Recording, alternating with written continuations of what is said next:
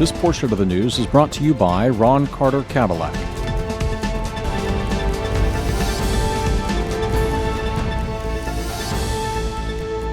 Hello and welcome. You're watching NTV Houston. This is Saira Chauhan. President Donald Trump के national security adviser भी कोविड-19 से positive आए हैं। इसके अलावा यूनाइटेड स्टेट्स और चाइना के बीच टेंशन लगातार बढ़ती जा रही है। यूनाइटेड स्टेट्स में कोरोना वायरस केसेस 4.3 मिलियन से ज्यादा हैं। इसके अलावा ये भी आपको दिखाएंगे कहां पर cute teddy bear social distancing का पार्ट पढ़ा रहे हैं और हरिकेन हेना का टेक्सास पे क्या असर पड़ा है। ये सभी खबरें डिटेल से, लेकिन पहले नजर हेडलाइंस पर।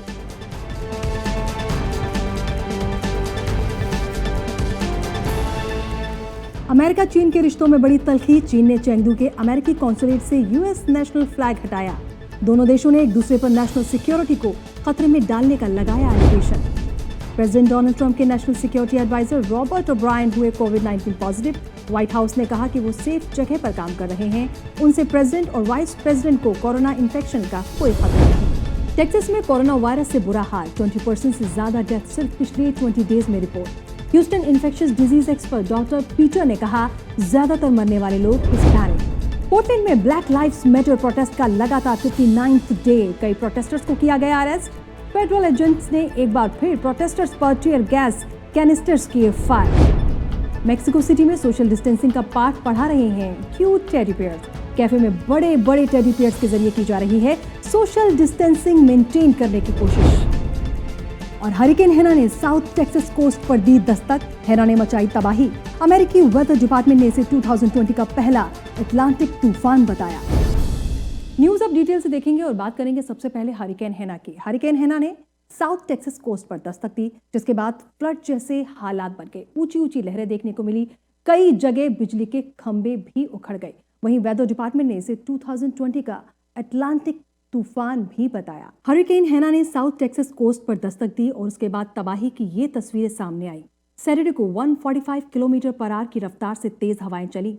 वहीं तेज बारिश ने फ्लड जैसे हालात बना दिए।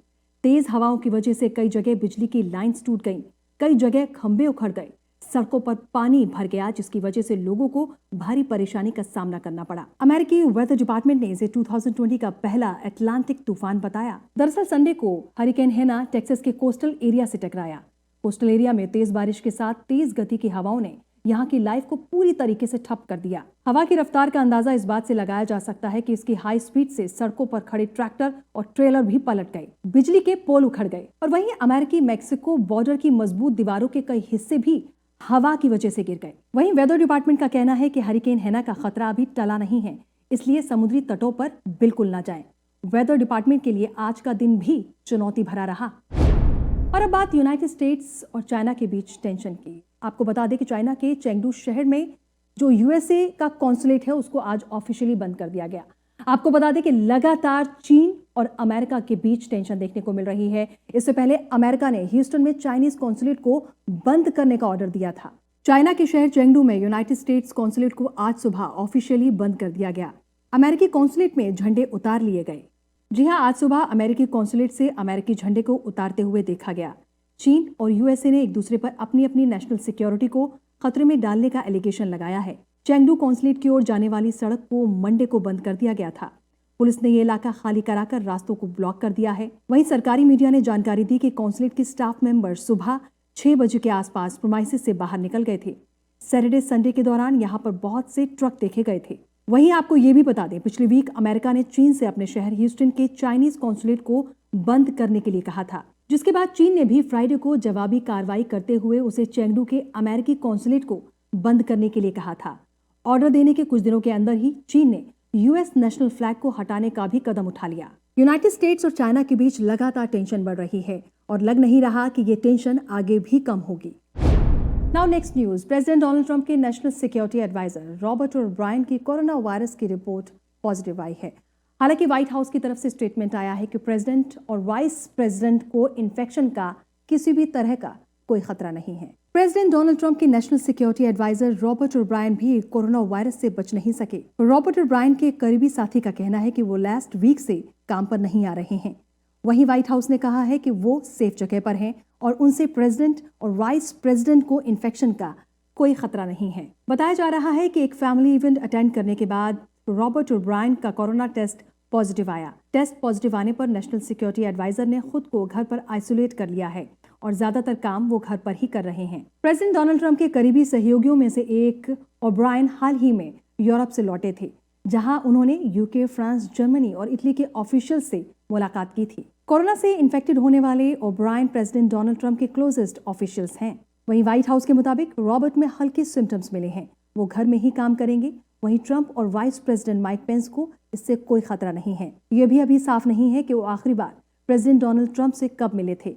हालांकि बताया जा रहा है कि दोनों मियामी ट्रिप पर एक साथ नजर आए थे। वहीं एनएससी के सीनियर स्टाफ समेत तमाम ऑफिशियल्स का हर रोज कोविड-19 का टेस्ट किया जा रहा है, क्योंकि उनका ऑफिस ओवल ऑफिस और वाइस प्रेसिडेंट माइक पेंस के वेस्ट विंग ऑफिस के बेहद करीब है। और अब बात करेंगे टेक्सास की। टेक्सास में लगातार कोरोना वायरस केसेस देखे जा रहे हैं। अगर टोटल केसेस की बात करें तो 397,000 से ज्यादा है। वहीं एक रिपोर्ट भी सामने आई है जिसकी वजह से चिंता और भी ज्यादा बढ़ गई है। जी हाँ, अगर पिछले 6 दिनों की बात की जाए तो 20% से ज्यादा डेथ पिछले 6 दिनों में देखने को मिली है। और वहीं सीनियर एक्सपर्ट डॉक्टर पीटर का कहना है कि इसमें से ज्यादातर मरने वाले लोग हिस्पैनिक हैं। टेक्सास में कोरोना वायरस केसेस तेजी से फैल रहे हैं, लेकिन सबसे ज्यादा अलार्मिंग बात यह है कि स्टेट में 20% से ज्यादा डेथ सिर्फ पिछले 6 दिनों में रिपोर्ट हुई हैं। लास्ट मंडे स्टेट में डेथ टोल 4020 रिपोर्ट हुआ, यानी पिछले 6 दिन में 1018 पेशेंट्स की मौत हुई। और वहीं infectious disease expert doctor Peter Hotez का कहना है कि मरने वालों की तादाद लगातार बढ़ रही है। टेक्सास मेट्रो एरियाज में कोरोना वायरस डेटा को लेकर रोज नए रिकॉर्ड बन रहे हैं। और वहीं डॉक्टर पीटर होट्स का यह भी कहना है कि city of Houston health department की डेली रिपोर्ट के मुताबिक मरने वाले ज्यादातर पेशेंट्स हिस्पैनिक हैं। लो इनकम नेबरहुड्स में एसेंशियल वर्कर्स, कंस्ट्रक्शन साइट्स पर काम करने वाले लोग, ड्राई क्लीनर्स और रेस्टोरेंट्स पर काम करने वाले लोग ज्यादातर कोरोना वायरस से इन्फेक्टेड हो रहे हैं। और वहीं डॉक्टर पीटर होट्स ने स्कूल रीओपनिंग पर भी अपनी चिंता जाहिर की। उनका कहना है कि कोरोना वायरस अगर इसी तरह से फैलता रहा तो स्टूडेंट्स और टीचर्स को स्कूल वापस नहीं बुलाया जा सकता। और वहीं यूनाइटेड स्टेट्स में कोरोना वायरस केसेस को देखते हुए प्रेसिडेंट डोनाल्ड ट्रंप भी अब टेंशन में नजर आ रहे हैं। इसलिए यंकीज में सेरेमोनियल ओपनिंग पिच थ्रो नहीं कर पाएंगे वो। प्रेसिडेंट डोनाल्ड ट्रंप का कहना है कि इस वक्त उनका सारा का सारा फोकस कोरोना वायरस पर है, इसलिए वो नेक्स्ट मंथ यंकीज के लिए सेरेमोनियल ओपनिंग पिच थ्रो नहीं कर सकेंगे। और वहीं प्रेसिडेंट डोनाल्ड ट्रंप ने ट्वीट में कोरोना वायरस को एक बार फिर चाइना का वायरस बताया। प्रेसिडेंट ने कहा कि वायरस पर स्ट्रांग फोकस और इकोनॉमी और साथ ही वैक्सीन के बारे में स्केड्यूल मीटिंग की वजह से वो 15 अगस्त को न्यूयॉर्क में यंकीज के लिए फर्स्ट पिच थ्रो नहीं कर पाएंगे।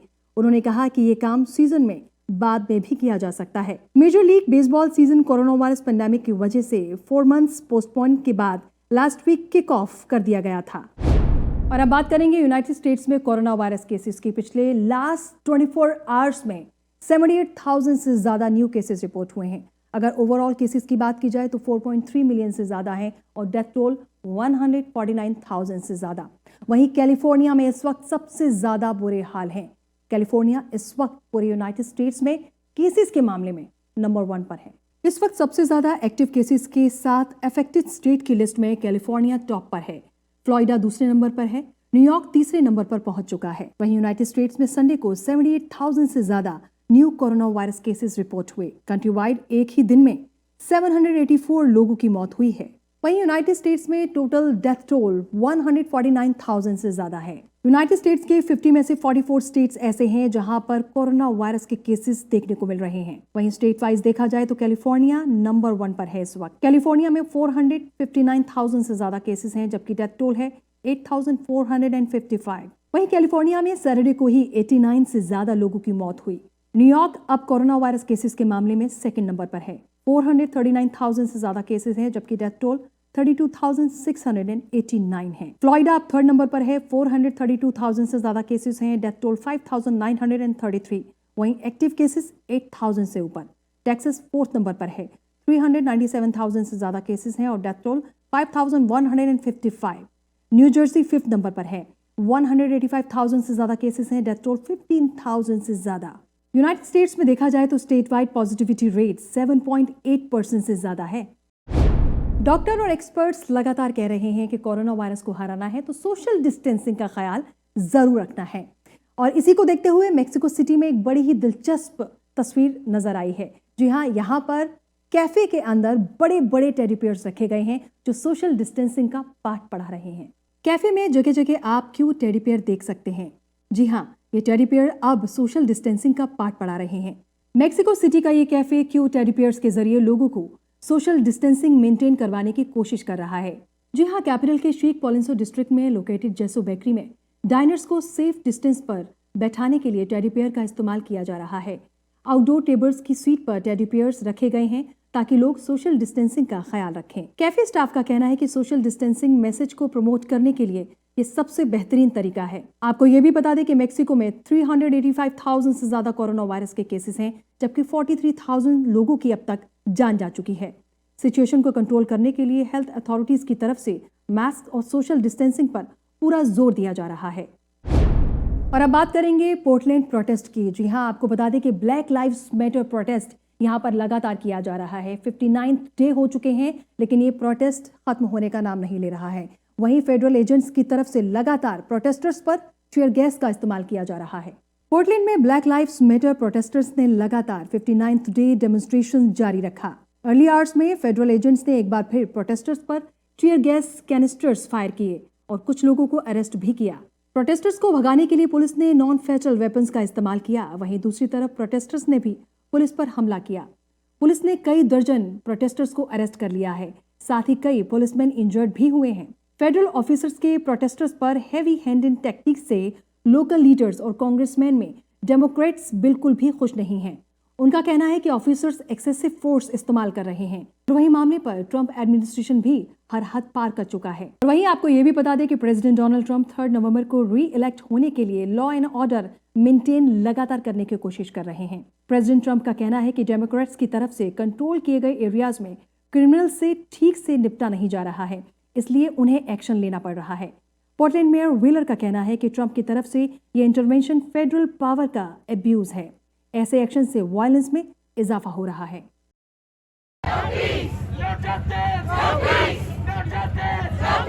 I don't have a white friend that I don't like. At the end of the day, though, I got a whole bunch of white people that don't know me that don't like me. No justice! No peace! No justice! No peace! No justice! No peace!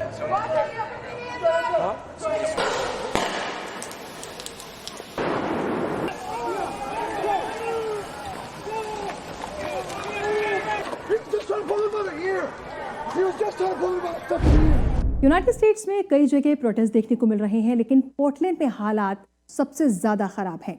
George Floyd की मौत के बाद यहां पर लगातार protest देखने को मिला है। वहीं प्रोटेस्टर्स का ये कहना है कि जिस तरह से सिचुएशन बनी है, अब वो सिविल वॉर जैसी हो गई है। I took a tear gas to my ankle and my knee, and I've been shot multiple times with the pepper balls. Even when I'm away from here and down the street, they shoot at us. I feel like tensions have increased substantially. What we're seeing now at night it's nothing short of a civil war. They have to be out here marching so me and anybody else that's black can be able to live and don't have to worry about if I get pulled over for not using my turn signal means that that's the last day that I'm going to live. So yeah, they need to do all this. I wake up with a black skin. I go to bed with a black skin. This don't come off. You know what I'm saying? So I'm fighting for my life, fighting for his life, fighting for every black person's life. So no, I'm not. Because this don't come off. This is life. और वहीं south Korea में US ambassador Harry Harris ने अपनी moustache शेव करवा दी ताकि वो cool दिख सके, जिसके बाद वो सुर्खियों में आ गए।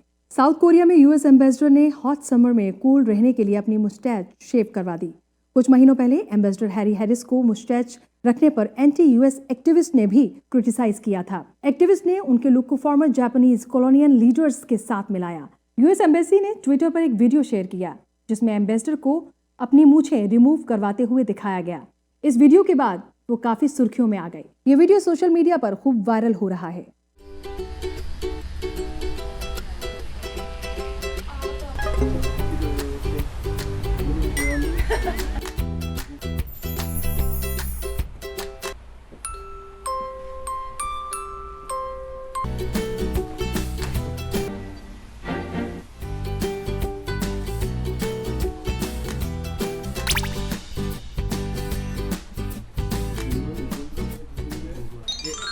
Wow, who's that guy? Wow. I haven't seen this face in years.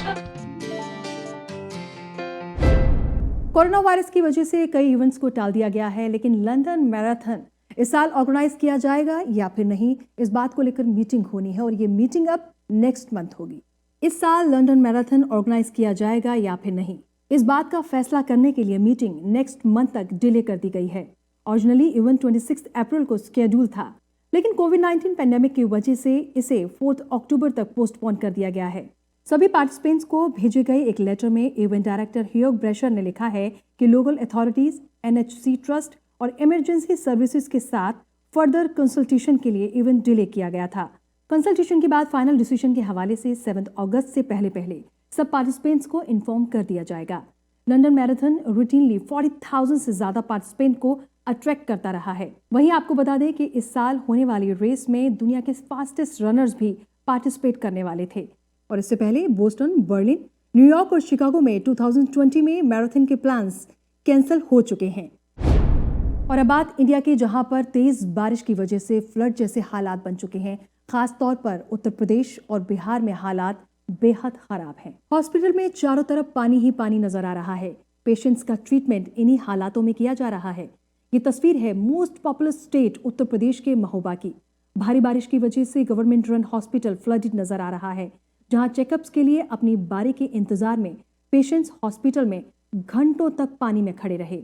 आप देख सकते हैं बाढ़ का पानी ऑपरेशन थिएटर्स और वार्ड्स में किस तरीके से भरा हुआ है। दूसरी तरफ बिहार स्टेट के दरभंगा टाउन में रेजिडेंशियल नेबरहुड्स में फ्लड ने तबाही मचा दी है। जगह जगह पानी भरा हुआ है, लोगों को मजबूरी में अपना घर छोड़ना पड़ा है। विलेजर्स के पास रहने के लिए घर नहीं है। मुजफ्फरपुर डिस्ट्रिक्ट में डिस्प्लेस्ड विलेजर्स ने ब्रिजेस और रोड साइड पर मेकशिफ्ट शेल्टर्स बनाकर रात गुजारी। लोग बेहद परेशान हैं। बाढ़ की तबाही चारों तरफ देखी जा सकती है। फिलहाल यहाँ हालात सुधरते हुए नजर नहीं आ रहे। और अब न्यूज ह्यूस्टन से। ह्यूस्टन में ट्रांसपोर्ट डिपार्टमेंट की तरफ से एक प्रपोजल तैयार किया गया है। ह्यूस्टन में लगातार कोरोना वायरस केसेस बढ़ रहे हैं और उसी को देखते हुए ये प्रपोजल तैयार किया गया है। दरअसल इस प्रपोजल के मुताबिक जो ह्यूस्टन में रेस्टोरेंट हैं, उनके पार्किंग लॉट को एक तरह से डाइनिंग एरियाज में तब्दील कर दिया जाएगा ताकि सोशल डिस्टेंसिंग का ख्याल रखा जा सके। Houston's Chief Transportation Officer, David Fields, shared plans to allow a more spaces plan for restaurants last week. The plan is expected to be voted on by Houston City Council and will aim to allow restaurants to convert 50% of their off-street parking lot spaces into dining spaces. We sat down with David Fields to learn more about this. Sure. So during COVID, restaurants have restrictions on how many people they can have inside of their space. So we want to do things that help them expand how many customers that they can serve at any one point. One way to do that is to actually give them more space to serve customers so everybody can still socially distance. Many restaurants have what's called a minimum parking requirement, how many parking spaces they need to have. But during these restrictions, they're using a lot less of that parking. So it makes a lot of sense to enable them to trade off and have fewer parking spaces because they need less parking and let them put tables out there. So the idea is they can use up to 50% of their off-street parking and use it for table space. The program is completely voluntary for both customers and restaurants. If the proposal is passed with City Council, then restaurants can expect to easily apply through the City of Houston website. Fields is hopeful that this will pass. We're keeping our fingers crossed. So far, there's been a lot of support at the Quality of Life Committee of the City Council. Several people of the public got a virtually spoke in favor of it. The committee asked us some really good questions. We were able to go back and refine the proposal a little bit. We have fingers crossed that we can help the city this way. With NTV News Houston, I'm Haya Panjwani. और आपके state में मौसम का हाल क्या रहने वाला है, इसके लिए देखिए weather updates.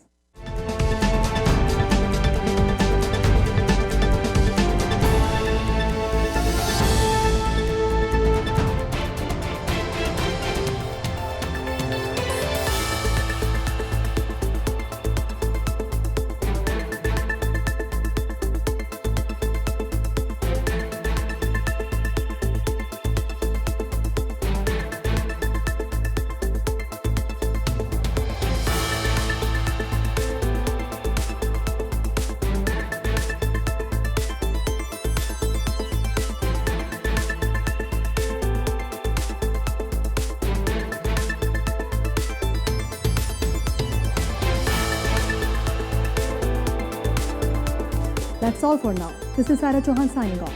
Stay tuned with NGV Houston.